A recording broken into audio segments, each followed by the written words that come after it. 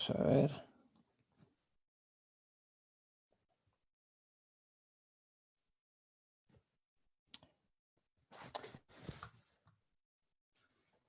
Bueno, muy buenas noches. ¿Qué tal a todos? Un programa más, una búsqueda de soluciones para el país y hoy un tema que nos atañe a todos, en el cual no lo podíamos dejar pasar desapercibido.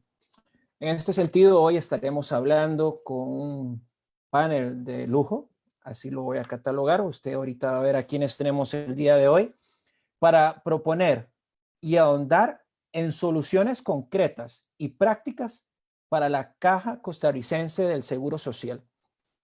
El tema ha sido un tema ampliamente discutido, ampliamente planteado por diferentes sectores, siendo la Caja el corazón del pacto social costarricense. Y entonces en este sentido no podíamos quedarnos callados, ni mucho menos hacernos de la vista gorda ante lo que está sucediendo el día de hoy.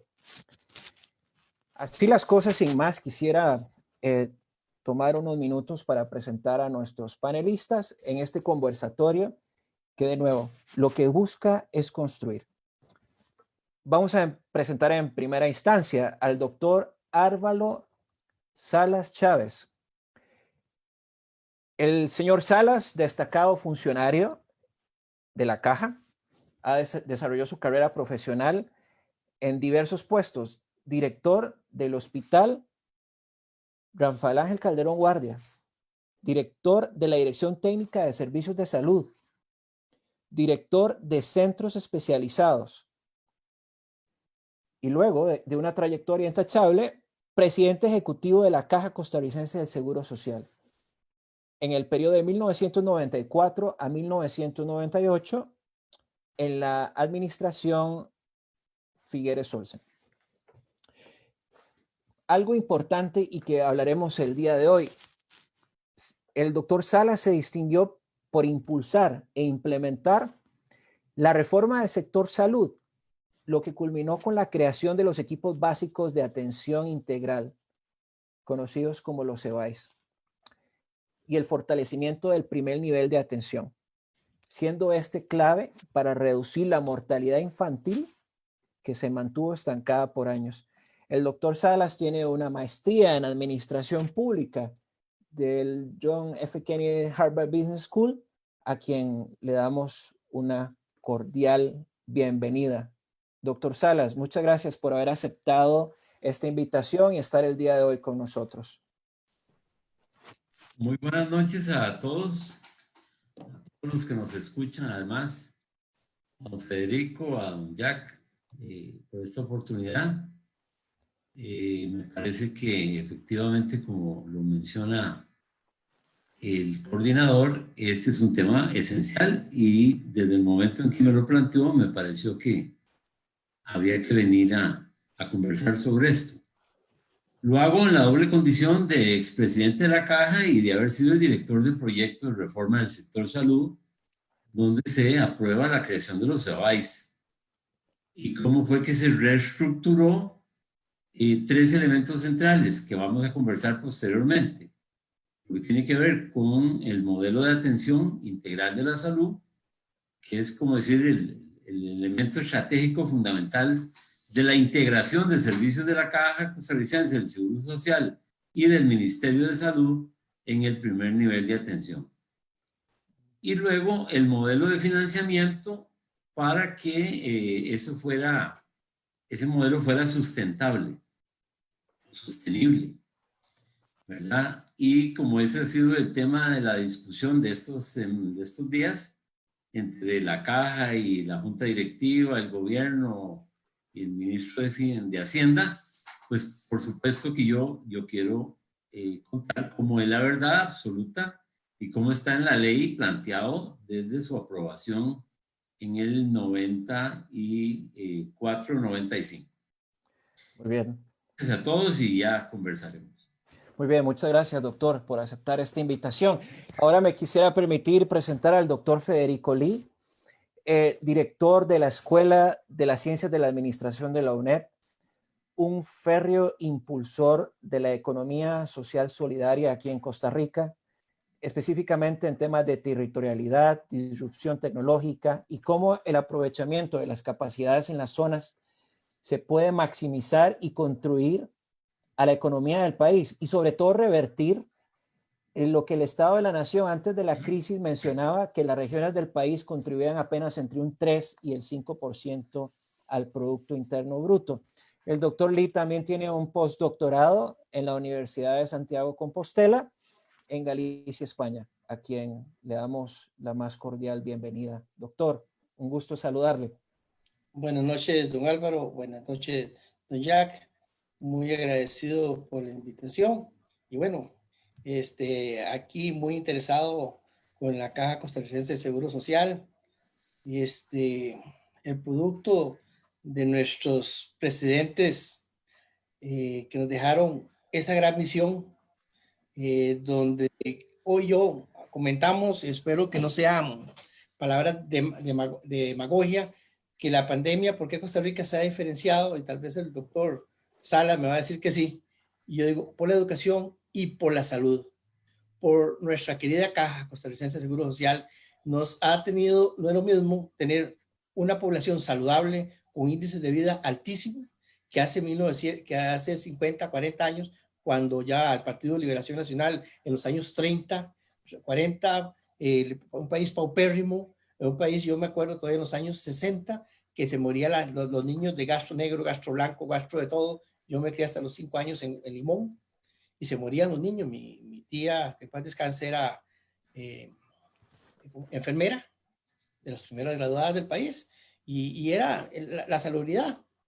Y Costa Rica, con todo lo que vinieron planteando nuestros presidentes de cualquier partido, principalmente Liberación Nacional, se fue fundando la caja y eso nos dio, aparte del estudio que hemos tenido, y creo que esa ha sido nuestra gran ventaja, amén, de nuestro gran expresidente de la República, el señor Figueres Ferrer, que eliminó el ejército y ese porcentaje, que un 8, un 20, no sé cuánto hubiera sido el PIB, ha sido revertido hacia la educación y hacia la salud. Pero lo que me preocupa desde la academia, como investigador, como costarricense que soy, donde tenemos un modelo solidario y tenemos que acordarnos las palabras cuando le encargó el señor Obama, presidente de los Estados Unidos, a Jeffrey Sachs, que le hiciera un estudio y le recomendara cuál era los mejores sistemas para emularlo. Le dijo en su momento, el mejor es el finlandés y el costarricense. Le recomiendo el de Costa Rica por ser un modelo solidario, que fue lo que él trató de poner.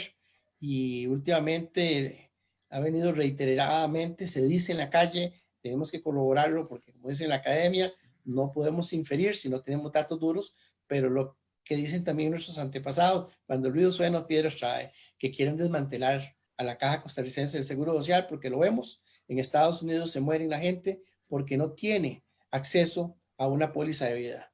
En Sudamérica la gente se muere porque no tiene acceso a la salubridad pública. Es un bien. Entonces, vemos las grandes corporaciones, muchas personas de gran capital que invierten en salud privada para atraer, y a veces los famosos que desvían, que no le dan la puerta abierta al Caja Costarricense de Seguro Social, que a veces ha pagado cientos de miles y millones a través de los años en radiografía en lugar de tener un gran centro de tomografía. O sea, hay muchas cosas que ver. Gracias que está aquí don Álvaro, que él sí conoce. Yo desde afuera sé también que, bueno, felicidades don Álvaro, el modelo de Levice, un modelo que se cooperativizó, como 100, 112 Levice en 3 cooperativas, y eso le representa a la caja hoy por hoy un ahorro de 26,000 millones que si lo tomara la caja. Entonces, ¿cómo podemos ver cómo manejando, digamos, una territorialidad de la salud empoderada en empresas de la economía social, el cooperativismo, podemos sostener la salubridad? Pero igual tenemos que ver desde el punto de vista económico. Dicen que, bueno, no es lo mismo hablar que verla venir, pero yo no me explico por qué ha sido, y eso, yo soy de un partido de Liberación Nacional, lo confieso, toda una vida y creo que moriré de ese partido, pero reiteradamente todos los partidos han cogido de caja chica a 3 instituciones, el Instituto, Recope y el Seguro Social. Pueden coger los otros 2, pero la Caja de Seguro Social, digo Caja Chica, ¿por qué? Porque no le pagan. Entonces lo mismo, si no le pago, estoy cogiendo ese efectivo. Entonces sé que estos días o ayer me entró aquí un video donde el presidente del sindicato de médicos denuncia que ayer decían los 2 Rodrigos, que viene del Fondo Monetario Internacional, decían que no hay plata para pagarle al Seguro Social, para rescatarlo. No, no es rescatarlo, es honrar las deudas. Si se buscan préstamos, que se pague. Yo no le debo nada de mi salario, a mí me rebajan lo del Seguro Social, me rebajan una parte y yo no me pongo, es solidario. Cuando Sí, tenía mi casita, yo lo pagaba, porque no paga el Estado. Entonces, tal vez ya don Álvaro nos dice, porque yo sé que no es lo mismo estar yo afuera que estar adentro, pero viendo los números, lo que sí manejo, viéndolo económicamente, si se contrae una deuda, el Estado tiene, porque dentro de su costo operativo está eso. así es. Así es. Bueno, muchas gracias. Primero voy a hacer un contexto de lo que está sucediendo y después vamos a ir abordando un conversatorio natural, donde la idea es que en cada punto que yo planteé podamos ir llegando a la llaga de las cosas desde una forma práctica y presentar algunas soluciones. Muy bien. En primera instancia, para nadie es un secreto los datos duros que tenemos. Hoy un desempleo proyectado al 25-30%. Un Producto Interno Bruto entre el menos 1.5 y el menos 3.3% según el Banco Mundial, e inclusive Moody's, la calificadora para Costa Rica, lo ratifica. El déficit fiscal proyectado al 8.1%, un dato nunca antes visto en el país. Y sobre todo, una deuda gubernamental que prácticamente puede poner a Costa Rica a finalizar este año en default con un 66%. Entonces, en esta línea, sabiendo que el 80% de los ingresos vienen de las cuotas obrero-patronales que se pagan, días pasados, uno de los directivos, el señor Mario de Bandas, plantea en una reunión y torna a una discusión nacional diciendo el Estado le debe aproximadamente a la caja 1.7 billones de colones. Así las cosas. El ministro de Hacienda, y en esa reunión estuvieron el ministro de Hacienda, el presidente del Banco Central, nuestro presidente de la República. Se discutieron unos escenarios donde en algunos era la emisión de títulos de valor y que el Banco Central los pudiera comprar, lo cual eso pareciera, según las declaraciones que se dieron en varios medios de comunicación, no fue bien aceptado o no fue ni siquiera discutido. Luego, días posteriores, el ministro de Hacienda dice tácitamente, explícitamente lo siguiente: la deuda del Estado con la caja se acumuló por muchos años y varios gobiernos. También el Estado siempre ha pagado la totalidad de sus obligaciones patronales a la Caja del Seguro Costarricense Social. Y ahora dice algo que nos llama mucho la atención, y él lo publica en su muro de Facebook personal el 19 de abril, donde plantea: los saldos de la deuda que la Caja le cobra al gobierno corresponden fundamentalmente a obligaciones creadas sin fuentes de financiamiento. Estas iniciativas tienen buenas intenciones, pero no contemplaron financiamiento e incluyeron, por ejemplo, el Código de la Niñez y la población asegurada por el Estado. Esas declaraciones nos llaman vehementemente la atención. Luego, dentro de las propuestas que se plantean sobre la mesa, es que el INS, de los 75,000 millones que va a aportar para la atención de la emergencia del COVID-19, amortice la deuda que tiene el Estado con la caja. Pero aquí es donde uno empieza a preguntarse, y vayamos por etapas. Lo decía muy bien el doctor Lee ahora, esto se ha venido pagando, todos venimos pagando. ¿Dónde está esa plata? Y porque ahora se dice que ni si se tiene precisión del dato, para eso se conformó una mesa de trabajo. Se conforma una mesa de trabajo donde está el doctor Román Macaya, el señor Mario de Bandas y otras personas, todavía por parte del gobierno no se sabe o no se conoce públicamente quién es, por lo menos a unos escasos 45 minutos. Y también viene otro tema. Se dice que para la proyección de agosto, en cuanto al flujo de caja se refiere, si ese dinero no se tiene, construcciones como el Hospital de Cartago, Turrialba, Golfito, la Torre Médica del Hospital México, la Torre del San Juan de Dios, del Calderón Guardia, también del Hospital de Niños, del Hospital Geriátrico, pues no se van a poder construir. Y 34 áreas de salud, de los cuales don Álvaro fue uno de los impulsores de este proyecto y volverlo una realidad, y pues no va a haber sino poder una renovación y una atención. Entonces aquí ustedes donde se pone a pensar, la demanda en temas de salud está subiendo o va a subir y los datos lo dicen. Ya hay una proyección. En el mejor escenario, el ministro de Salud días atrás decía 1.700 pueden ser que lleguen a llegar a ser infectados por el COVID-19 si acatamos las disposiciones que se vienen haciendo. En el peor escenario, 25,000, pero eso solo por COVID-19. Pero el país no solo vive de enfermedades llamadas COVID-19, sino de un montón de cosas alrededor. Entonces, en este sentido, señores, abro la discusión. ¿Qué está pasando en Costa Rica? Que cómo es posible que se diga que se le debe 1.7 billones de colones a un ente que hoy por hoy está sacando la cara por el país, demostrando ser uno de los mejores sistemas de salud,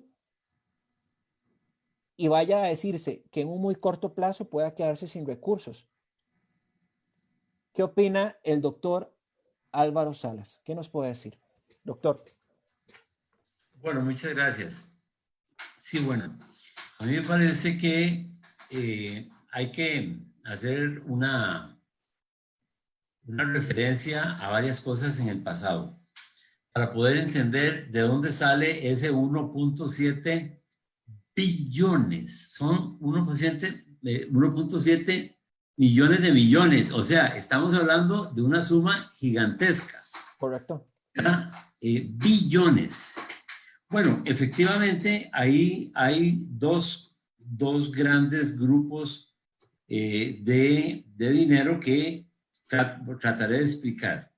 La primera parte, la más grande, la que el señor ministro de Hacienda señala como que es que varios gobiernos no pagaron, esa efectivamente se genera por el traspaso de todos los servicios de salud del Ministerio de Salud, del primer nivel de atención a la caja, como parte del proyecto de reforma del sector salud y de creación de equipos básicos de atención integral de la salud, EBAIS.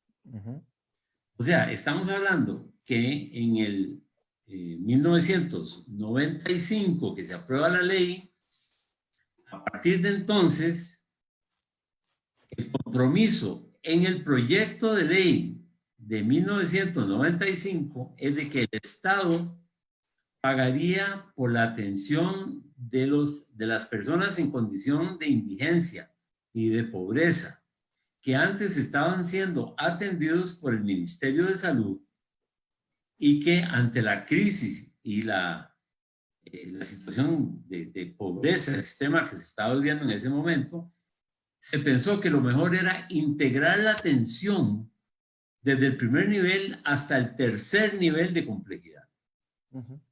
Que esas unidades de base en la comunidad, más las unidades, las clínicas y hospitales periféricos que estaban en las ciudades más grandes, más los hospitales especializados y hospitales nacionales en 3 niveles de atención, se integraran en una sola institución que en adelante sería la Caja Costarricense del Seguro Social, la proveedora nacional de servicios de salud. A toda la población costarricense, sean estos asegurados por cualquiera de las modalidades de aseguramiento, más las personas en condición de indigencia que estaban siendo atendidas por el Ministerio de Salud. Entonces, Desde esa época a esta parte se acumuló una deuda gigantesca que ya se tiene perfectamente definida, y ahí, con todo el respeto del mundo, tengo que informarle al señor ministro de Hacienda que no es que hay que sentarse a ver cómo es la deuda, no, ya hay un juez de la República que condenó al gobierno a pagar a la caja esa deuda. Así es. Es el acúmulo desde el 95 a esta parte. Ahora, ¿qué pasa? Que en el primer año, después de la reforma y de haber entrado el proyecto de reforma del sector salud, el gobierno de entonces, el gobierno de José María Figueres, le pagó a la caja la atención de las personas en condición de pobreza. Luego vinieron los demás gobiernos y todos empezaron a pagar una parte, como pasa siempre. Luego otra parte y otra parte, y se fue acumulando una enorme cantidad de dinero. Entonces, esa enorme cantidad de dinero, y hay que decir que es don José María Villalta el que presenta el juicio. El proyecto de ley, sí, el juicio, sí. El juicio, y que justamente es él el que lucha por ese dinero, para decir verdad, ¿verdad? Y entonces, los jueces de la República, con toda la asesoría económica y financiera, definen exactamente que ese es el monto que le corresponde al gobierno pagar. Ese es el grupo más grande. El otro paquete que está incluido en ese mismo 1.7 billones correspondiente efectivamente a la atención de proyectos especiales como el Código de la Niñez, por ejemplo. Bueno, el Código de la Niñez es el elemento más trascendental de este mundo. Así es. Aquí no puede haber nadie que dude de la trascendencia de garantizar indistintamente su condición, sea un migrante, sea un indigente o sea una persona de cualquier tipo que se encuentre en el territorio nacional, la ley le otorga protección íntegra, ¿verdad? De su salud. De manera que yo estoy de acuerdo que si en ese momento no se le asigna una fuente económica para cubrir esa cobertura de la atención de la niñez, es una obligación de cualquier Estado que se considere decente cubrir a sus niños y proteger a sus niños. Los otros paquetes son grupos especiales que tienen que ver con niños con un grado de invalidez, por ejemplo, que reciben además una pensión, niños que tienen defectos al nacer de su columna vertebral, por ejemplo, y que reciben una pequeña pensioncita, porque ya tienen que cubrir el pago de una persona que lo cuide, ¿verdad? Estas personas hoy, dichosamente, y gracias al esfuerzo de toda la sociedad costarricense, es posible cubrirlo y protegerlo, y son personas que se desarrollan aún en medio de la situación más compleja social y económica de este mundo, ¿verdad?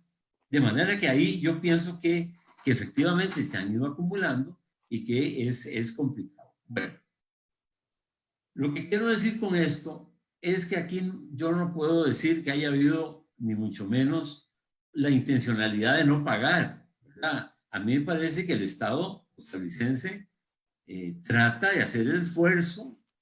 Yo fui miembro de la Junta Directiva de la Caja, participé en las reuniones con los ministros en todas las épocas de Hacienda, con los viceministros. Ellos tienen una demanda gigantesca de recursos para educación, para carreteras, para puentes, para nuevos aeropuertos, puertos, ¿verdad? Ellos tienen una presión gigantesca, eso lo entendemos perfectamente bien. Pero hay que recordar que aquí estamos hablando de garantizarle a la sociedad la mejor protección y desarrollo. Estamos hablando de que si esa no es la función esencial de un gobierno, en realidad uno no entiende para qué sería un gobierno. Porque si es para poner embajadas y hablar de negocios, si es para hacer negocios, si es para la defensa del territorio nacional, bueno, nosotros para comenzar no tenemos ejército. Yo no veo enemigos en ninguna frontera. Yo no veo aquí ninguna cosa que no sea la razón de ser del Estado fundamentalmente, que es proteger a sus ciudadanos. Y eso es lo que se está haciendo con proteger al Seguro Social. Garantizar dos cosas: la protección de su salud, el cuidado de su salud, pero también el respaldo económico a través de las pensiones, porque recordemos que aquí también está el otro componente, la otra pata del banco, ¿verdad? Que son las pensiones, que son del IBM, o sea, del seguro de invalidez, vejez y muerte, ¿verdad? Y que eso, claro, que acumula un paquete enorme de pagos del Estado que hay que hacer, pero que es absolutamente fundamental. Bueno, la Caja administra el pilar número 1, el pilar central del Sistema Nacional de Pensiones. Es el más grande del país.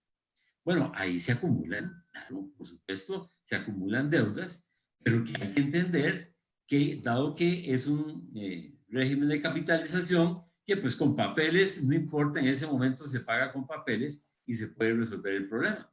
Pero además tenemos un tercer elemento, que es que además la Caja es el administrador de las pensiones del régimen no contributivo.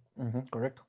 Bueno, ese es el otro elemento de decencia pública, ¿verdad? ¿Cómo vamos a dejar abandonadas a nuestras gentes que dieron lo mejor de sus vidas, ¿verdad? A lo largo de su vida laboral, no pudieron contribuir nunca y resulta que llega el día en que están viejos, cansados y enfermos y el Estado, en cualquier país europeo, Japón, Singapur, nadie entendería que esto es una cosa extraña.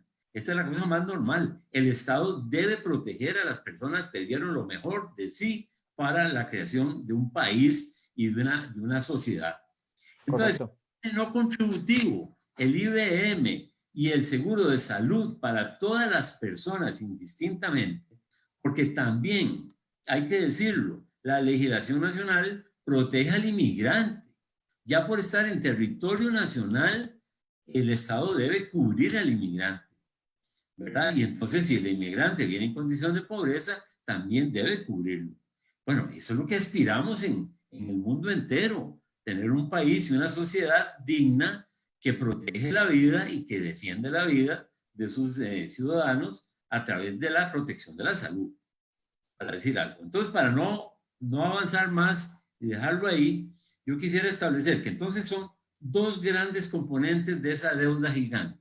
Una de atrás, que viene desde la integración de los servicios de salud de primer nivel de atención de la Caja y el Ministerio, dado que los gobiernos siguientes no contribuyeron con lo que le correspondía, ¿verdad? Exceptuando el primer año que sí pagaron, y eso sirvió para que el juez de la República entendiera de que si habían pagado el primer año, ¿por qué no pagaron los demás? Tenían que seguir pagando los demás, ¿verdad? Correcto. Además, la Constitución, para dejarlo planteado de una vez, establece que si las rentas para el Seguro Social no son suficientes por el cobro de las contribuciones a la Caja Costarricense del Seguro Social, esas diferencias deben ser cubiertas por el Ministerio de Hacienda, ¿verdad? Entonces, yo pienso que lo que hay que hacer, y eso será motivo de mi segunda intervención, es sentarnos a la mesa fríamente y entendiendo que esta es una cosa que hay que buscarle una solución. Muy bien. No solamente decir no podemos hacerlo, sino que hay que buscar una solución como todos los gobiernos de la República lo han hecho a lo largo de la vida constitucional de este país. Gracias, doctor Salas. Sí, y efectivamente también, si nos basamos en la Constitución Política, el artículo 177 específicamente manifiesta que también en época de crisis, el Estado tiene que honrar esas deudas. O sea, no puede decir, no se puede, o de yo me comprometí con tal cosa, pero no me puedo comprometer con lo otro. Y más todavía en una época donde la salud sigue siendo el componente vital para la continuidad y el desarrollo económico de un país. Pero aquí quiero apelar a la intervención del doctor Lee en esta primera parte. Doctor, desde un punto de vista de desarrollo económico, Y esto, apelando a su experiencia, ya hemos tenido una excelente intervención inicial desde un ámbito de salud, pero aquí desde el punto de vista macroeconómico, económico y social, ¿cuál es el impacto que está viviendo Costa Rica hoy? Si usted no lo puede dimensionar como es, sin adornos, el decir, nuestro seguro, nuestro sistema de salud está en riesgo y no lo podemos continuar en el marco de la economía social solidaria.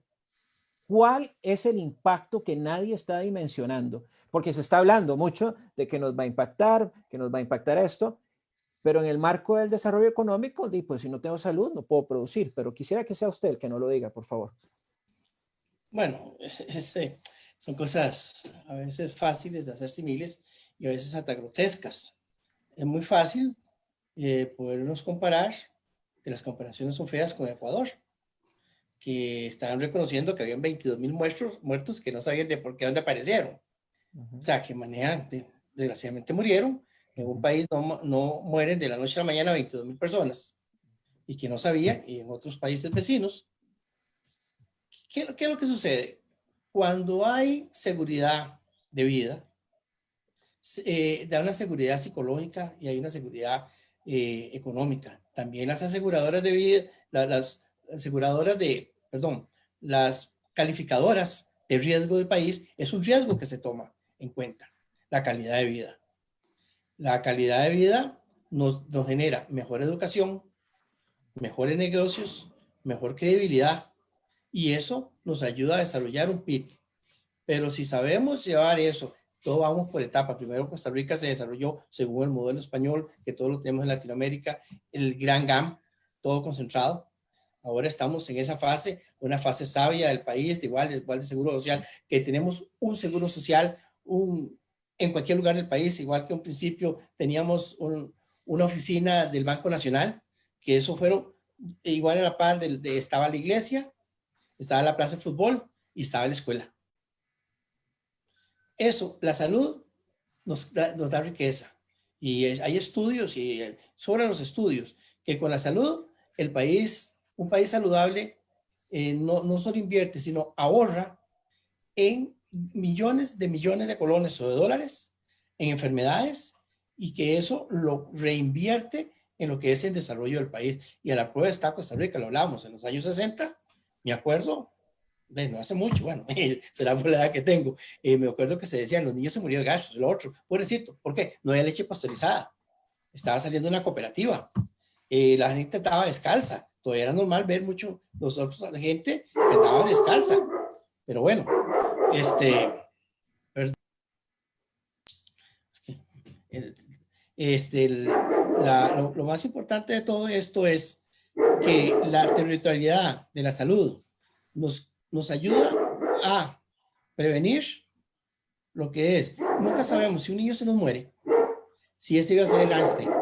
Si un niño que está en cierto lugar va a ser el nuevo Franklin Chan, el cloromiro picado. O sea, la salud es el mejor recurso junto con la educación para hacerle frente a cualquier cosa. Y lo estamos viendo hoy en día. Ese frente es cómo estamos saliendo con el COVID. Pero bueno, la pregunta suya es cómo lo hacemos nosotros. Bueno, la equidad en la territorialidad, al menos en la educación, está muy equitativo, está normal. Para Costa Rica lo vemos normal. Yo no me asusto si yo voy a la zona sur, a San Vito, voy a la zona norte con la frontera, siempre me encuentro un hospital, me encuentro un EVAIS, estoy seguro psicológicamente. ¿Eso qué hace? Que al inversor que venga a Costa Rica está seguro que esa realidad, que su trabajador no se va a enfermar y que le va a rendir al 100%. Son de las cosas que no se miden porque se dan por un hecho, se dan una singularidad, pero que es lo más importante para el desarrollo de un país. Muy bien, muchas gracias. Y aquí entonces viene una gran pregunta. Venimos creciendo en temas de desempleo, venimos creciendo en temas de deuda, no hay reactivación económica, se va a construir un tren eléctrico para dar trabajo como algunos llaman como un primer paso para poder reactivar la economía, pero descuidamos la parte de salud. Entonces aquí hay una gran disyuntiva sobre el uso y el manejo de los recursos. Si el mucho de lo que se viene, y esto es una de las preocupaciones que salió el doctor Román Macaya hablando hace unos días atrás, donde decía cuál es el impacto que va a tener el COVID-19 en el IBM, que lo decía muy bien ahora el doctor Salas. Y él decía que el peor escenario a diciembre son 417 mil millones menos que le hubiera ingresado a este seguro de enfermedad, maternidad y el de invalidez, vejez y muerte. Entonces usted dice, bueno, hay desempleo, hay menos contribución, tenemos una creciente demanda en temas de salud. ¿Qué hacemos? ¿Cómo proponemos? ¿Qué podemos hacer realmente? ¿Conocemos la situación actual del país? ¿Será que podríamos mencionar, destinar algunos recursos de otros lugares donde se tiene dinero acumulado? Inyectarle liquidez al país para que pueda empezar a generar mayor productividad y con esto le dé un poco de inyección a la caja o inyectarle dinero a la caja para poder priorizar sobre todos estos desarrollos. Por ejemplo, la torre que están construyendo en el Calderón Guardia, y pues se quedaría prácticamente, como dicen, a medio palo, porque la estaban recién construyendo ahí. Y en el San Juan de Dios también. Entonces usted dice, y en el tema de la economía de plata, que son los adultos mayores en el hospital geriátrico, bueno, que vamos a tener una desatención. ¿Qué visualiza el doctor Salas en este horizonte de tiempo? Doctor. Sí, efectivamente. Bueno, en esta segunda parte, a mí me parece que lo que hay que hacer es afinar las propuestas. Hay que entender cómo es que ocurre esto, ¿verdad? En enero, cuando ya tenemos el primer caso, ya está clara la pandemia y que en marzo vamos a tener el primer caso, queda claro que la caja tiene que tomar una serie de medidas para no ponerle más presión a la situación que se va a generar por el cierre de empresas, por el cierre de fábricas, por el aumento del desempleo y de la pobreza. Entonces, lo que la Junta Directiva decidió fue disminuir la base contributiva en un 25%, de manera que las empresas cotizaran un 25% menos, las que se quedaban activas. Pero además se tomaron otras decisiones avaladas por el Ministerio de Trabajo, que era o reducir la jornada a 4 horas o disminuir el salario en un 20% con el objeto de que la carga financiera no fuera tan grande y evitar el cierre de las empresas. Porque lo que la OIT planteaba a todo el mundo en ese momento era hacer un esfuerzo muy grande por preservar el empleo. Correcto. Las personas se mantuvieran empleadas el mayor tiempo posible. Si eso significaba reducir de alguna forma un 20% del salario, pues que se considerara y se discutiera, pero que fundamentalmente no se eliminaran los puestos de trabajo. Eso significaba seguir cotizando para el Seguro Social. Bueno, cuando se viene ya en marzo el primer caso, tenemos que el impacto mayor ocurre en el sector turismo. Entonces, en turismo, en el momento en que el país cierra las fronteras y cierra los aeropuertos, en cuestión de 15 días, todo el sector gastronómico, todas las reservaciones de los hoteles de montaña, de playa, de la capital, empezaron a cerrar las reservaciones, a cancelar, perdón, las reservaciones, y entonces eso hace que de inmediato la empresa solicite al Ministerio de Trabajo ya la quiebra, porque resulta que no puede sostener la planilla. Correcto. Aquí hay que hacer una observación que me llena a mí de profundo orgullo, que es la empresa del Ángel. La empresa del Ángel, que produce conservas y produce mieles, ¿verdad? Cuando el terremoto, allá hace como 10 años o por ahí, de Cinchona, la empresa quedó destruida porque estaba justamente en esa zona.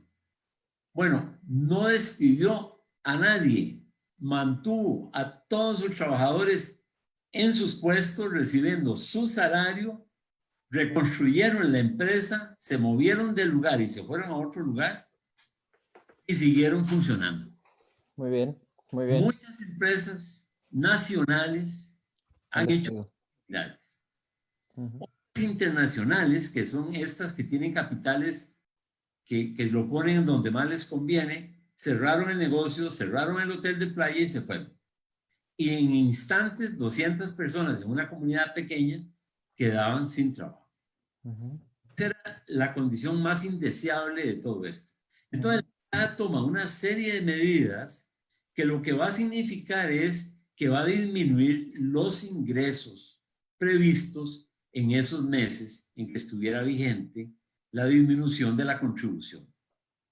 Entonces, la disminución se produce de dos maneras. Una, porque van a pagar menos las que quedan abiertas, y otra, porque cerraron y esas no pagaron.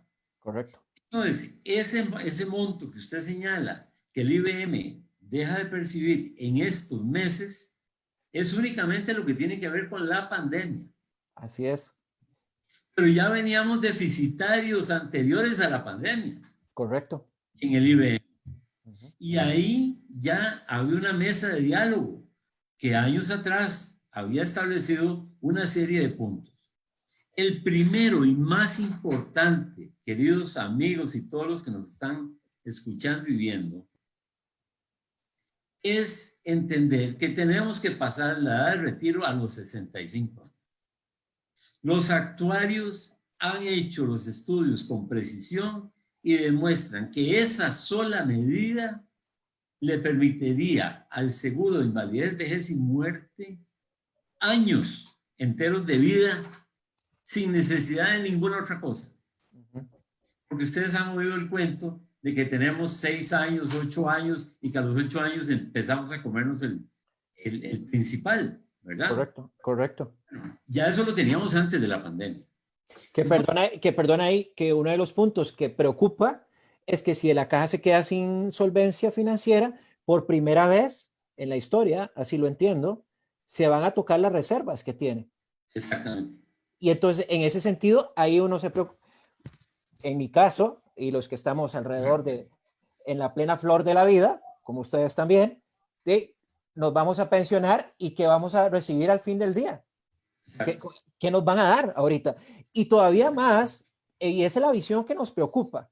Y aquí es donde ahorita voy a hilachar muy bien esto que usted está diciendo con el doctor Lee, pero nos preocupa que la visión de corto plazo actual, estamos de acuerdo que hay que darle dinero a los costarricenses para que puedan salir adelante, totalmente de acuerdo, pero estamos gastando lo que teníamos previsto para el futuro, como es el fondo de capitalización laboral, por ejemplo, que se lo dieron a muchas personas y bueno, por sus necesidades, le dan dinero, pero eso, ¿cuánto dura? ¿Por cuánto tiempo? ¿Verdad? Pero sí, continúe, por favor, porque ha llegado a un punto muy importante. Disculpe que lo haya interrumpido, más bien, porque me parecía... Entonces, no, por favor, no, cualquier interrupción, no importa. El asunto es este.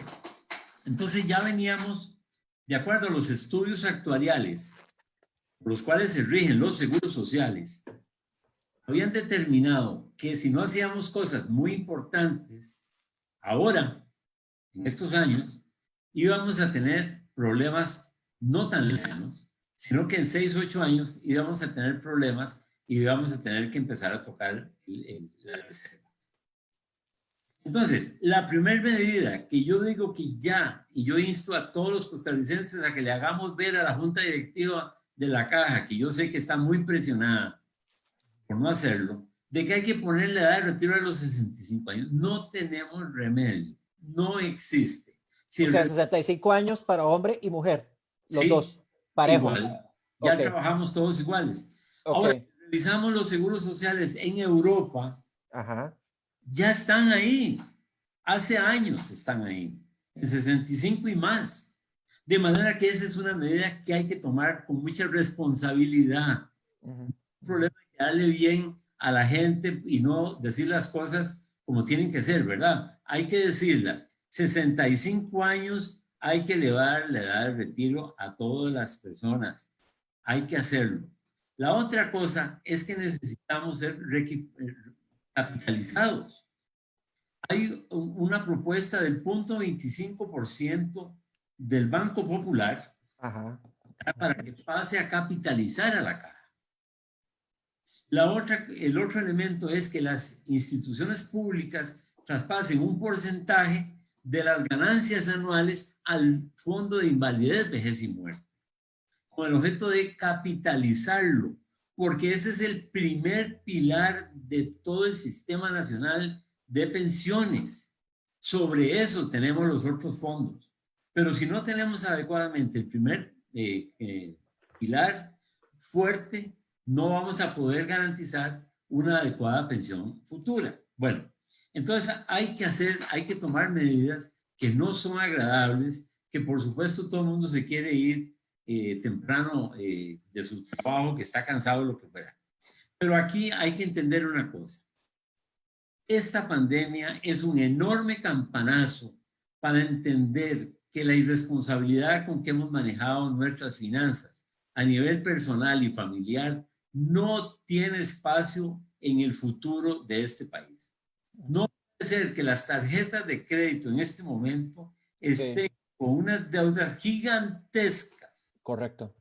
Son miles de millones de dólares que están ahí, ¿verdad? Que no sabemos qué irá a pasar exactamente ahora en crisis, con más crisis, cómo se va a pagar, porque son las tarjetas más el cambio continuo de vehículo, que uno no entiende de dónde salen esa cantidad de vehículos nuevos continuamente, pero nadie se quiere perder el campeonato de fútbol de Rusia, nadie se quiere perder el campeonato de fútbol de Brasil, y la gente en este momento, si se le toca el salario, ya recibe 10,000 pesos, 20,000 pesos, porque el resto lo tiene todo respondiendo esa cantidad de deudas que tiene con todo el mundo.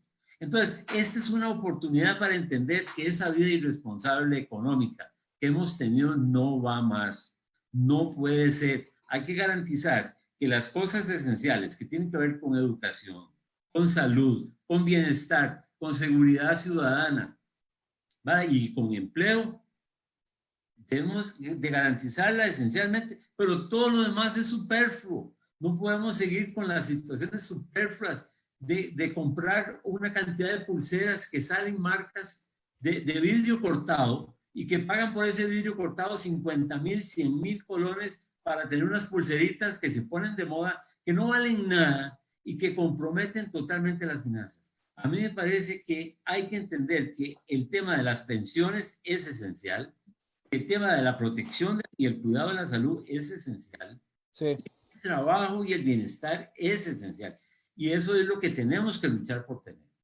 Ahora, aquí viene un punto interesante de la conversación, porque todo lo que usted ha dicho son diferentes sectores productivos del país. Ha hablado del trabajo, ha hablado de la educación, ha hablado de las instituciones, hablemos de las empresas también, pero aquí viene la pregunta y voy a hacerle varias preguntas al doctor Lee, que yo sé que me va a poder contestar en una sola. Primero, ¿será momento de empezar a impulsar con mayor valentía las alianzas público-privados? Número uno, para poder solventar algunas crisis como esta crisis que tenemos actualmente. Alemania, por ejemplo, ha estatizado algunas empresas para poder salir avante en su economía. Lo dejo sobre la mesa. Número dos, en el tema de la productividad y la economía de un país, está dicho que va a depender de sus factores de producción. En este sentido, en el marco de los objetivos del desarrollo sostenible, específicamente en el de salud y bienestar, es el momento de plantear como nación una estrategia país de reactivación económica. Y lo digo ¿por qué? Porque se han visto este tipo de esfuerzos aislados. Por un lado vemos a la Caja haciendo una cosa, por otro lado vemos al INS haciendo otra cosa, vemos a la academia que tiene escasos recursos, porque ahora hasta le quieren recortar los recursos del FES, lo cual jactamos que somos una educación por excelencia como nación, siendo una incubadora de conocimiento, y se ha demostrado. Profesionales que hoy en día, la Clodomiro Picado buscando una vacuna, la UNED desarrollando máscaras de protección, donde ha puesto a la libre el tema de las patentes y demás. Pero realmente, ¿será este el momento, como dice don Álvaro, muy bien, de nosotros tener más cuidado con las finanzas? Pero el gobierno, ¿qué hace para salvaguardar nuestro bienestar? Y aquí vuelvo a la pregunta que me lleva. ¿Qué gobierno va a recibir en las próximas elecciones presidenciales? ¿A cómo vamos? Va a recibir un país prácticamente quebrado. Entonces, ¿qué visualiza el doctor Lee en esa línea? Yo con esa mirada tan fija que tiene, sé que está procesando algunas muy buenas ideas. Doctor, por favor, adelante. Bueno, el ser costarricense, por antonomasia, hemos sido diferentes.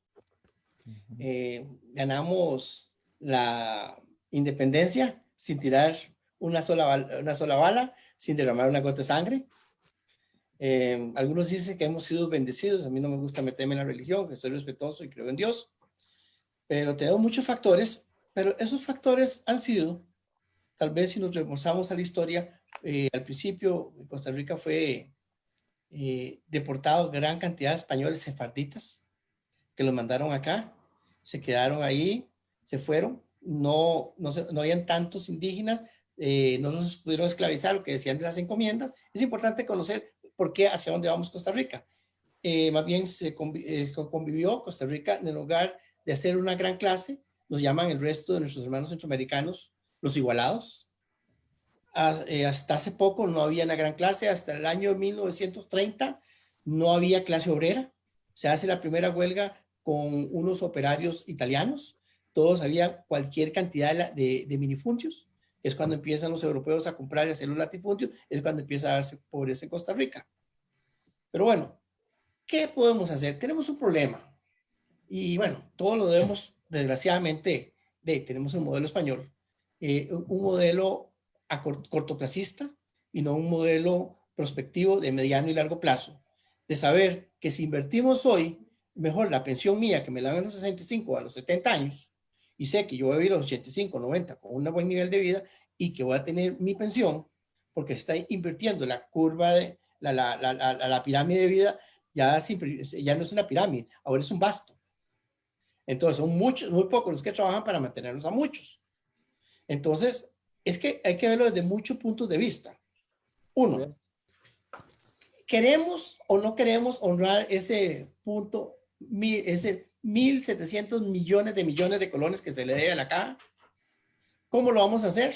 Como lo dice el doctor Sala. Sí, todos los gobiernos, pero vamos a hacerlo. Ahora inventan hacer no, como ha bajado bastante el combustible, estoy en buena hora, al COVID. ¿Por qué no cogen una parte de eso y dicen, bueno, claro, de este pedazo se lo empezamos a abonar a la Caja de Seguro Social?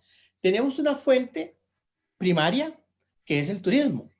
Los turistas no solo vienen porque Costa Rica es linda, no solo vienen porque Costa Rica somos amables, los ticos somos muy amables, sino porque sabe que hay salubridad. No sé, los que han tenido oportunidad de ir a África, es terrible, angustioso, ver la gente cómo se muere, que no tiene para comer. O sea, ahí no hay casi inversión. Aquí vienen e invierten. Entonces, ¿por qué no? Esos, el turismo, no a ellos, sino capar poquitos para ir pagando a la Caja de Seguro Social. Ya hemos visto, tenemos dos pilares, sin meterme que los pilares de pensión, que ahí trabajamos un poquillo, de pensiones, si hay conocimiento sobre eso, pero si no, el pilar de la educación y el pilar de la salubridad. ¿Eso qué nos ha dado? Que Costa Rica tenga un PIB de más de 12.500 $12,500 anuales per cápita, que ya nos hace que podamos entrar a la OECD. Costa Rica pasó abruptamente de los años 80, me acuerdo, en Dos Pinos, que se hizo el PAE 1, PAE 2, PAE 3. Bueno, peor que esto, nos estuvimos me acuerdo, con Carazo, que no había ni qué comer. Los ticos nos reinventamos. Salió el Partido de Liberación Nacional con Luis Alberto Moy, volvamos a la tierra y tenemos heredado lo que son hoy en día el agricultor. O sea, tenemos que ir pero trabajando prospectivamente. Y ya aterrizando esto, o sea, hay que ver pensiones. Eso se sabe. Ya en Europa la subieron, porque el nivel de vida de Costa Rica ya ahora andamos 82, 84 años a vivir. No es lo mismo cuando se hizo el Seguro Social en aquellos tiempos, los viejillos, ¿por qué hacían las fiestas de 50 años? Porque casi nadie llegaba a los 50, la famosa teja. Todos se morían en el camino, los 40, 45. Ahora que nos den la teja entera, cuando lleguemos a los 100, espero tener una yo. Entonces, ¿me entiende? O sea, ha ido cambiando, pero el pura vida costarricense que queremos, que siempre nos ha llegado, que nunca hemos tenido que ver, que hay que hacer servicio militar, que en lugar de hacer una escuela, compran un tanque. Esa perspectiva que tuvieron nuestros abuelos, tenemos que verla nuevamente y sacrificarnos. Y que el gobierno, yo entiendo, ya cuando está en el gobierno, pero que ponga bases, que diga, ¿de a dónde vamos a empezar a pagarle al Seguro Social lo que le debemos? Porque la niñez, como lo dijo el doctor Álvaro, la gente que no tiene dinero, lo otro, es nuestro, todos tenemos que entender, nuestra salubridad es un sistema solidario. ¿Y solidario qué significa? Que hoy yo pongo mientras no necesito y luego soy yo. Pero tenemos que ver la perspectiva que se está invirtiendo. Por el otro lado, ¿qué nos ha ayudado todo esto? Que Costa Rica es una sociedad de conocimiento. Pero si el Estado sigue maltratando con el FES a las universidades públicas para que vengan las universidades privadas, que cobran muchísimo a los estudiantes y le pagan muy mal a los trabajadores, entonces ¿eso qué quiere decir? Que esos trabajadores van a aportarle menos al Seguro Social porque se paga al fisco menos porque no ganan suficiente para pagar impuestos. Se le paga menos a la Caja de Seguro Social porque no tiene.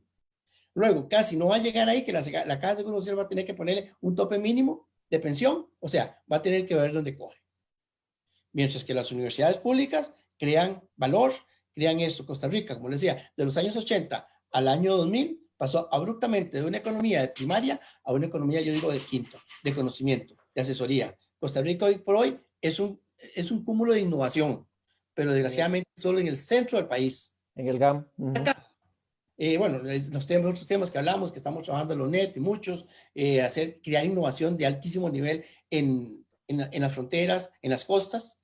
Pero la caja, ¿cómo podemos hacer? Bueno, el doctor Álvaro es responsable, excelente idea de los CEBAIS. Los CEBAIS, hay 3 grandes cooperativas de cogestión, de autogestión, de autogestión y una cogestión es cuando es con el Estado y autogestión cuando todos los que trabajan tienen que ser dueños de esa cooperativa. Me acuerdo el doctor Ferretto, me corrige el doctor Álvaro, hace más de 10, 11 años estuvimos reunidos para estudiar el caso, una cuestión curiosa. ¿Usted sabe cómo le pagan a cada cooperativa? Ustedes, el Seguro Social tiene un costo per cápita por cada costarricense o usuario. Que me corrija el doctor Álvaro si no es así. Entonces le dicen a la cooperativa que está en Tibar, vea, usted va a atenderme, por ejemplo, 150,000 señores, personas. A usted le voy a dar 10,000 colones al año para que me atienda. Se dan el lujo de eficiencia de solo no dar de primera calidad atención primaria, sino cierta atención secundaria. ¿Por qué le están dejando hoy en día, espero no equivocarme, los 112 EBAIS a las 3 cooperativas que las querían quitar? Porque les están economizando 26,000 millones. Así es.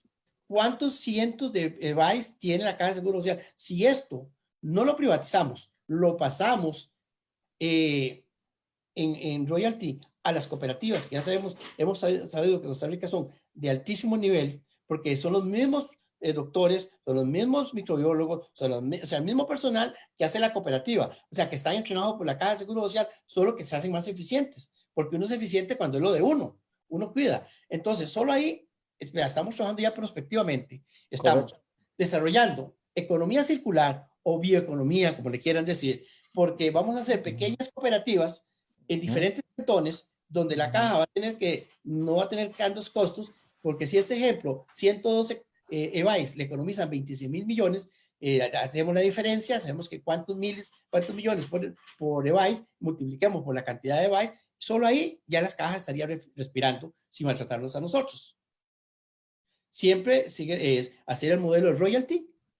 Todos sabemos las grandes transnacionales, la hamburguesa McDonald's que yo me como aquí o el Burger King me basada igual en China, en Rusia y donde sea. Entonces la caja vigila y como ha vigilado las cooperativas, entonces por ahí ya tenemos. La concientización, cómo se trabajan las campañas. Pues hacer la realidad. Es muy feo, pero yo estoy dirigiendo la tesis, ahí veo, es también un tutor de la UNED sobre pensiones. En un informe de la Oficina de Pensiones Mundial en la India, es el colmo, ¿sabe? Los que tienen la riqueza, la oportunidad de tener una pensión, le paga el Estado en granos, en especie cuando hay. En Costa Rica tenemos una pensión digna, tenemos un seguro social de salud digno. Entonces, tenemos que hacer esa conciencia. Si podemos poner de esos países donde pueden tener una pensión digna, y como ahora lo hizo Alemania, lo hizo los países nórdicos, lo hizo Dinamarca, Holanda, subió la edad de pensión porque ya las personas están viviendo hasta los 100 años. Correcto. Y si yo a los 60 años, 65, y apenas contribuí por 30 años, jamás, yo por más tonto que yo sea, o me quiera ser inocente, si yo solo trabajé 30 años y quiero que me den 50 años de gratis, no hay modelo que exista. No hay modelo que exista. Entonces son cosas que estamos hablando. Uno, ser más eficiente el modelo, hacer un modelo outsourcing. Correcto. Por más de 15 años. Dos, poder concientizar, hacer una campaña de por qué realmente tenemos que pensionarnos, como dice el doctor, 65, 67, y ya la igualdad de género, mujeres y hombres. Bueno, ahí me van a matar. El desgasto, se sabe que las mujeres trabajan más. Una mujer casada trabaja un promedio de 2 horas diarias más que un hombre. Dejémoslas a ellas entonces 65 y los hombres 67. ¿Por qué? ¿Qué pasa? Hay un síndrome que hay un montón de personas que apenas se pensionan, entran en depresión y se mueren. Correcto. Entonces, ¿qué queremos pensionar? Para dañarle la vida al resto de la comunidad. Correcto. Entonces, ¿me entiendes? Son pequeñas cosas, pequeños factores, lo que es la innovación. Acordémonos que la innovación es algo fácil de hacer, que todo el mundo lo quiere adquirir y difícil de imitar. Y yo creo que estas 3 cositas nos están cumpliendo con eso. Pero ¿qué tiene que ver con una voluntad política? Y lo peor que pueden hacer ahora, y a todos nos paran los pelos, es que el micrófono abierto, el señor presidente de la República, dice, ya les dije que no había plata. Plata nunca hay. No hay plata que alcance. Pero si lo hacemos de esta manera, prospectiva, gradual, democrática, pero transparente, y que el Estado se vea cómo quiere honrar, que coja a como hace préstamo para honrar los préstamos que tiene con el Banco Mundial, con el otro, decir, bueno, ahora me donaron, voy a hacer un préstamo de 550 millones de dólares para el COVID. Ok, señores, el 10% de este préstamo es para honrar a la caja, porque sin la caja de Seguro Social y sin la educación pública, primaria, secundaria y terciaria, Costa Rica en menos de 20 años no va a ser la Costa Rica de hoy. Va a ser el Haití, va a ser Ecuador, pero otros países que fue poner, porque perdimos todo el bagaje que hemos hecho. Ese es el detalle. Y olvidarnos ya de pura vida. Hoy me extrañé, fui un momento al cajero a sacar un dinero. No había sacado el carro en varios días. Fui rápido. En la mañana dijo el ministro que podían abrir. Ya estaba el bar abajo casi lleno de carros. O sea, no pensamos. Pues somos cortoplacistas. ¿Por qué? ¿Qué lo digo cortoplacista ese ejemplo? Como estoy bien, creo que mañana va a seguir bien. No. Exacto. Yo, trabajando en la prospectiva, a mediano plazo y largo plazo, ¿qué puedo pensar? Me puedo enfermar si voy a un bar. Entonces, igual, estoy enfermando yo como usuario de la Caja de Seguro Social a mi Seguro Social si yo no soy consciente que tengo que darle un medio por ciento más de mi salario. Pero que el Estado honre o ponga o haga una propuesta real, visible, de cómo le va a ir honrando o que le dé bonos o que haga algo para que la Caja de Custodia de Seguro Social, vea, si deja de hacer todas esas torres que hemos hablado, por lo menos 2,000 trabajadores van a quedarse sin trabajo. Por lo menos otros 4,000 de trabajadores indirectos se van a quedar sin trabajo. Las sodas, los buses, las casas de alquiler para la gente que va a los ingenieros. ¿Cuánto vamos a deprimir? O sea, empezamos con una espiral en negativo. Así es. Es el peor error que se hace un gobierno. Y es que a veces es curioso. Los peores errores de América Inversión fueron el proceso de Washington, los que tomaron los economistas. hicieron invertir a Costa Rica, a Bolivia. En Bolivia hicieron una represa donde no había un río. ¿Y cuál es el error más grande? Es que nos obligaban, me acuerdo, en 1970, 80, le prestaban dinero a Costa Rica. Costa Rica, siendo superavitario de cemento y que exportaba, no le permitía construir carreteras de cemento, sino comprar lo otro. Entonces, a veces nos pintan, nos dan espejos por sol. Es donde tenemos que ir haciendo la conciencia de cómo tenemos que ir invirtiendo, de cuál es la realidad, de qué es estimular. Yo sé que la Caja de Seguro Social compra millones de dólares en medicamentos. ¿Por qué de tantas transnacionales no invita a una gran farmacéutica internacional? Yo sé que eso lleva, pero se hace. En un país que tiene en este momento educación en gran nivel, que ya aquí estamos por el tercer idioma para ser competitivos, ya no es maestría, ya hay que hacer doctorado, ya no es doctorado, hay que tener postdoctorado Postdoctorado. para ya tener uno competitivo. Ujú. Entonces, esas cosas se valoran, pero esas cosas se pierden y se pierden muy rápido. Si no somos prospectivos y si no hacemos una verdadera campaña de reinversión a la salubridad pública, de reinversión a la educación y de una transparencia equitativa de repartir todo esto en todos los territorios para que la gente no se venga hacia el Valle Central, al GAM, donde está todo, están los mejores hospitales, están los 3 grandes hospitales nacionales. Hey, ¿por qué no tenemos un hospital nacional en el sur, otro en el norte, otro en Limón? Eso nos va a crear fuentes de trabajo. Se hace en outsourcing. Y O sea, todavía más una inversión extranjera directa que va a estar decidida a invertir en esas zonas porque hay una seguridad correcto, social que le va a acompañar a sus operaciones y le va a dar un resguardo a la continuidad de sus servicios. correcto, porque ahí cogemos los objetivos de desarrollo, Así es. acordémonos que fueron presentados por Costa Rica. O sea, en Costa Rica no nos las creemos, pero hacemos cosas grandes. Entonces, ese objetivo, ese que tenemos de educación, de salubridad, y sabemos que es la persona educada y bien alimentada es la que más trabaja y la que más rinde. La que más trabaja y más rinde da eficiencia, y donde hay eficiencia hay ganancia. Y donde hay ganancia hay un estado rico. Pero donde hay gente desmotivada, gente asustada en este momento con el Seguro Social, va a estar quebrado para final de año. Entonces, todos los que están por pensionarse, corren a pensionarse ahora. Entonces, es una desbandada. Es como Adelantan la pensión, correcto. Es como sacar, hace es una 5 años. burbuja. Es Una burbuja. Es como hace 5 años, 6, que dijeron que el BAC estaba por quebrar, que el banco de Costa Rica le dio confianza y le metió $2,000 millones. Lo sostuvo, porque era peor. Es lo que está pasando.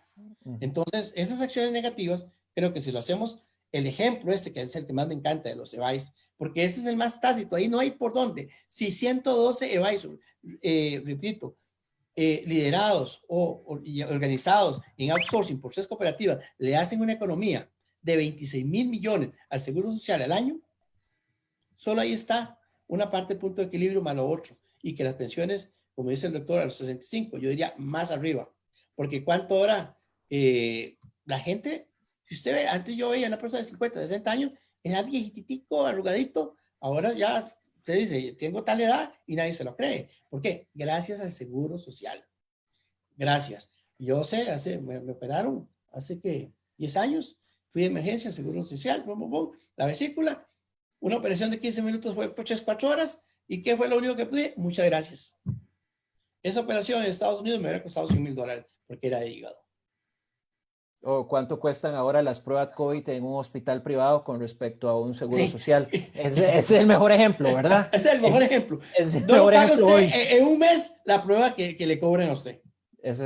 Ahora quiero preguntarle al doctor Salas. Doctor Salas, en este cambio hay un cambio de mentalidad necesario que necesita tener el país, nuestros gobernantes, pero también a lo interno de la caja hay un cambio cultural que tiene que hacerse, porque plantear una alianza público-privado ya se va a pensar, es que estamos terciarizando la caja, queremos terciarizarla, queremos darle algunos servicios a otros cuando los tiene que hacer papá paternalista Estado, que ya eso evidentemente en esta conversación es algo que tiene que ir cambiando el costarricense. Por eso planteaba las alianzas público-privados, en su opinión, en el mejor ejemplo que está poniendo el doctor Lee, en el marco del cooperativismo. Da empleo, la academia sigue produciendo capital intelectual, talento humano que puede ir directamente a los servicios de primera atención o inclusive de segundo nivel, ¿verdad? Y después de ahí irse especializando y lograr una concentración en las regiones, que eso nos parece fantástico, y a eso quería llegar. Las regiones tienen un caudal y un caldo de cultivo para poder producir, que así viene explorado. Todo ha sido en el GAM, y eso lo dice el Estado de la Nación, no lo dice Jack Torres ni ninguno de nosotros. El 65% de la actividad económica del parque empresarial está concentrado en una densidad de población no mayor al 10%. Entiéndase, gran área metropolitana. Las regiones contribuyen muy poco. Desconcentramos, llevamos a las regiones mayor capacidad en temas de inversión. Atraemos y ponemos, aquí no vamos a hablar del turismo porque el turismo es otro tema que se complementa muy bien con la caja, pero nos daría otra hora y media. ¿Qué piensa el doctor Salas sobre potencializar las alianzas estratégicas público-privados para poder sacar adelante la caja del seguro social? Si bien la necesidad de pensión es una decisión que debería ser tomada prácticamente como que ya, ¿verdad? Ni siquiera sometida a discusión, porque entre más discutimos, todos opinan, pero si hay un proceso de sensibilización y de acompañamiento y de comunicación de los porqués, esto es prácticamente alguien, en mi caso, yo estoy a los cierres de 40 años y si a mí me dicen, mire, para que usted tenga su pensión el día de mañana asegurada, usted tiene que trabajar a los 65, 67 años, yo digo, ¿por qué no? Pero eso soy yo. Pero también vemos otra cosa que sucede, y esto es algo que preocupa.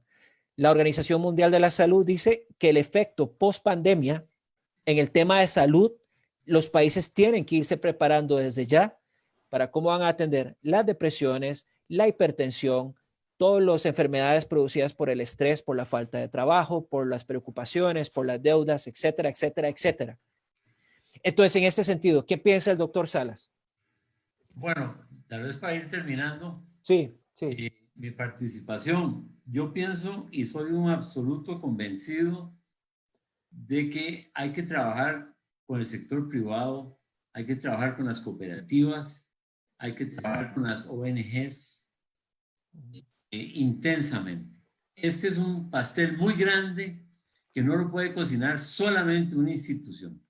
A mí me parece que es evidente con las cooperativas de salud cómo ese otro actor, ¿verdad? Las cooperativas vinieron a traer una serie de ventajas, doctor Lee, no solo económicas, sino que la gente donde las cooperativas funcionan consideran que los servicios son de más calidad, que son más Expeditas, solidarias también. ¿verdad? Que son más afectuosas la relación, es menos burocrática, que la calidad del servicio es tan bueno como cualquier otro, pero que ellos creen que es el mejor. Y esto no lo estoy diciendo porque lo inventé, es que la caja hizo una encuesta, contrató una empresa que fue a todas las cooperativas a conocer la opinión de los usuarios en Tibás, en Pavas y en el sur de San José. Y resulta que ellos, los usuarios, están muy satisfechos con la calidad del servicio. Entonces yo pienso que eso lo tenemos que expandir. Aquí no hay ningún peligro de privatización ni que la tercerización. Esos son fantasmas para asustar a la gente. Esos son la chaqueta del muerto. Exactamente. Por una razón. Porque el financiador, el ente financiador es la caja. Ahí no hay ningún brinco. Es la caja. Un ente público controlado por todas las entidades de control financiero en el país y que va a exigir a los proveedores de servicios de salud la calidad, la eficiencia y la eficacia de esos servicios de la mejor manera como si los prestara ella misma. Entonces yo pienso que hay que reinventarse. Es el momento de repensar las cosas. No vamos a seguir como en el pasado. Ahora hay que hacer las cosas diferente en esta nueva normalidad. Entonces, yo pienso que todos los esquemas están abiertos. Es cuestión, ya tenemos experiencia en el país. O sea, y he estado con el mundo, con el discurso de las cooperativas, la gente no lo puede creer, ¿verdad? Que tengan semejante presencia y que sean tan importantes. Tenemos además a la clínica bíblica que presta servicios en un sector de Escazú. Tenemos además a la universidad que teníamos y que hubo que sacarla por una desprecio legal, a una universidad privada que estaba prestando los servicios en San Pedro. Cuando fuimos a ver los servicios de San Pedro, la gente estaba muy satisfecha. De manera que hay que buscarlo sin miedo, sin temores, sin angustias, ni fantasmas, ¿verdad? Hay que buscar la forma de prestar el mejor servicio posible al mejor precio. No tengo la menor duda. Y les agradezco muchísimo la invitación a formar parte de este panel. Gracias. Vamos a cerrar con unas palabras finales del doctor Lee y haré un engarce, si me lo permiten, y cerramos. Doctor Lee, unas palabras finales. No, no cabe duda que si hay algo que nos ha distinguido a todas las personas que vivimos en Costa Rica es que somos tolerantes. Creo que al no ver un ejército, al no ver una policía militar, nos distiende, nos tranquiliza y nos hace ser más tolerantes. Creo que se han demostrado hasta la saciedad, y como lo ha dicho el doctor don Álvaro, que utilizando el cooperativismo y muy probablemente si llevando hospitales de tercer nivel a diferentes sectores, creo que podemos desarrollar aún más Costa Rica, hacer más riqueza. Si desarrollamos más Costa Rica, creamos más riqueza, van a tener más plata. Así, el seguro social, y eso es cuando hay plata, todo crece, como cuando hay un buen aguacero y cuando hay sequía, todo muere. Entonces, yo creo que estamos juntos en la disyuntiva de que podemos florecer nuevamente, seguir un segundo aire. Costa Rica post-pandémico, tenemos lo necesario, tenemos el conocimiento, tenemos la educación, tenemos la infraestructura, nada más, y tenemos algo muy importante, que son ahí no andamos cobrando. Para el partido, para todo la otra, vea la obra, el señor era el más bajo de la historia, el mejor en la historia. O sea, el costarricense es un ser afable, amable, pero le gusta la transparencia. Entonces yo creo que estamos en una época post-pandémica para hacer un mejor Costa Rica y para rescatar a la Caja Costarricense de Seguro Social y llevándolo a los territorios como está, pero con hospitales decentes. Se le están dando cortes de sonido, doctor Lee.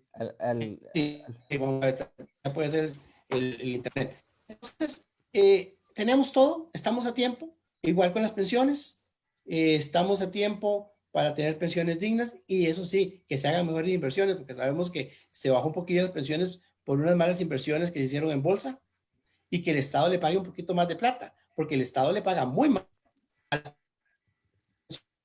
Caja de Seguro por ese dinero que invierte. Solo esto sale la Caja de Seguro.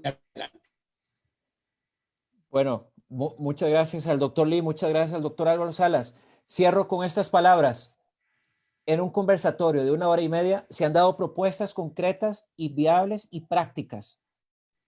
Entonces no se vale decir no hay plata, no se vale decir no sé cómo hacerlo.